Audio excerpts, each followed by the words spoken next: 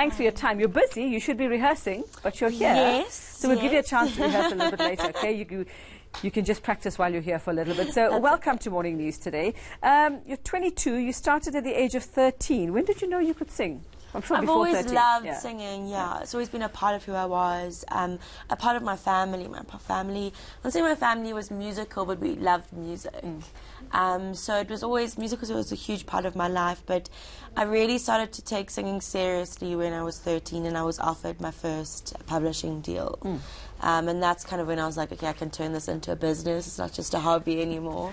And that's when I decided that that's what I was going to do for as my career and for the rest of my life. Did you ever think that you would be here, that you would be sitting with #1s on certain countdowns, that you would be appealing to the audience that you do? I mean, you sing in English and you sing in Zulu. Yes. We'll talk about that just now, but did you think that you know, people would buy it?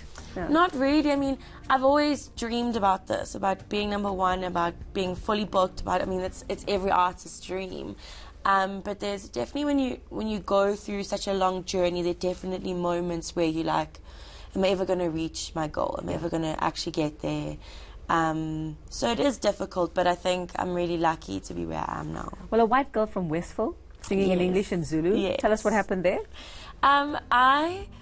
I fell in love with house music when I was 16. I signed my first deal when I was 14, and I fell in love with the culture of house music. So the shisanyamas and the dance moves and the kasi that goes with house music, and that's what I loved about it. And I really wanted to, when I decided to do house music, I wanted to dive into the essence of what house music was. I didn't want to be some white girl just like trying to make house music. So I went into Kwamashu, into Mlazi, to bedroom studios to capture the essence and throw myself into the genre completely. And that's when I fell in love with writing in Zulu as well, and I learned to speak a bit of Zulu, and because it's such a beautiful language to write songs in, and that's what I love.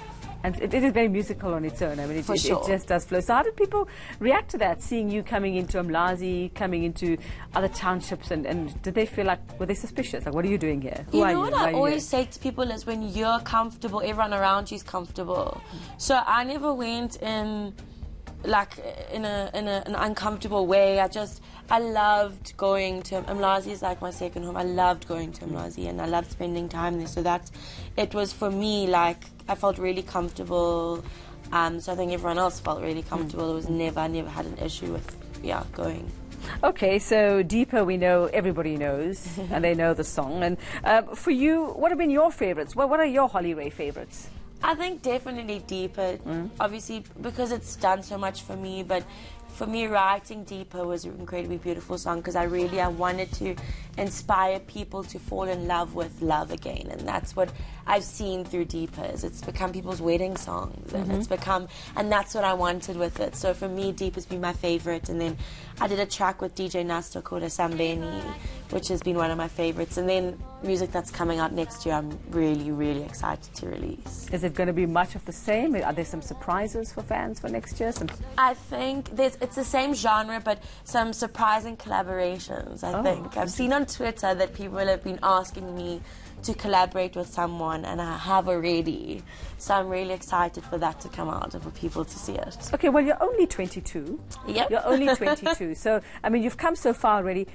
What next for you? You speak of next year, but let's talk long term. Holly Ray, where do you want to see yourself? You know, I'd really like to, what's been incredible for me this year is I've done all of this as an independent artist without the support of a major label. Great. And it's been, I'm one of the only artists in the top 20 most played songs that's independent, so I would really like to create a platform and provide independent artists with the skills and the resources to do it for themselves. That's really, really important for me. And so for the future, I don't think I'd look at opening a record label, but maybe an agency that facilitates artists and gives them the skills to do things by themselves. Fantastic. Well, she's done all the talking. She's going to do some of the singing when we come back. When we come back in just a moment, Holly is going to be performing for us live here on Morning News Today.